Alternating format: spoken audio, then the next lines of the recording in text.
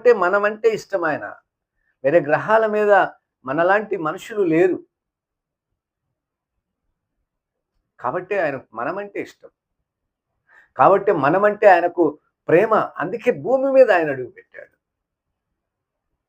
అందుకే ఆ అడుగు, ఆ పాదము సువర్ణము, బంగారు, పాపము లేనటువంటి పాదములవి. పాపము లేని హస్తములవి.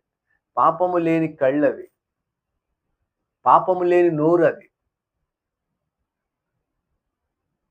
ఆయన ఎక్కడ అణువు అందుకే ఆయన అంటాడు, నాలో పాపమున్నదని ఎవరైనా నిరూపించగలరా?